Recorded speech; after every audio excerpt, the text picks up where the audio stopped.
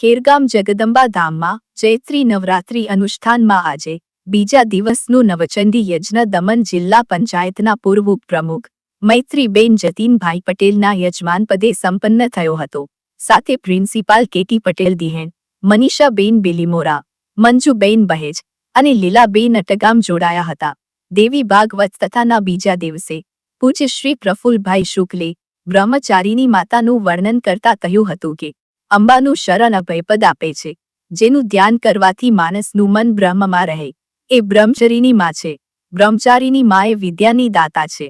મનને જીતનાર જીતેન્દ્ર છે। યોગી પુરુષો યોગ નિંદ્રામાં સૂવે છે। સંસારના અણુ એ અણુમાંનો વાસ છે। જેને જેનેમાં સોંપ્યું છે એનું ભાર વહનમાં કરે છે। માતાજીના દેવી ચરિત્રનું વિશેષ પારાયણ કરવામાં આવ્યું હતું। એન બીજ મંત્રની સવિસ્તાર કથા કરવામાં આવી હતી। ભાવિક ભક્તોએ ગરબા રમીને માતાજીની આરાધના કરી હતી। ખેરગામ તાલુકા પંચાયતના ઉપપ્રમુખ લીનાબેન અમદાવાદી દ્વારા પ્રાસંગિક ઉદ્બોધન કરવામાં આવ્યું હતું।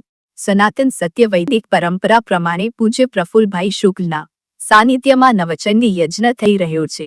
માતાજીને નૈવેદ્ય ધરીને થાળ અર્પણ કરવામાં આવ્યો હતો। આચાર્ય કિશનભાઈ દવે, અંકુરભાઈ શુક્લ અને અનિલભાઈ શુક્લ એ સિદ્ધ કુંજિકા સ્તોત્રનો પાઠ કર્યો હતો। બિપિનભાઈ ઠાકોરભાઈ પટેલ, પ્રતીકભાઈ પટેલ અને રાજેશભાઈ પટેલ બૈરવી દ્વારા 108 દેવડાની મહાઆરતીની વ્યવસ્થા કરવામાં આવી હતી। મોટી સંખ્યામાં ભાવિક ભક્તો કથા શ્રવણ અને કથાનો લાભ લઈ રહ્યા છે।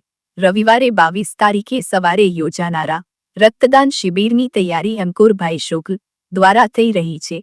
તમામને કથા શ્રવણ કરવા અને યજ્ઞમાં ભાગ લેવા માટે જાહેર નિમંત્રણ પાઠવવામાં આવ્યું છે। બ્યુરો રિપોર્ટ અભિનવ સુરત ન્યૂઝ।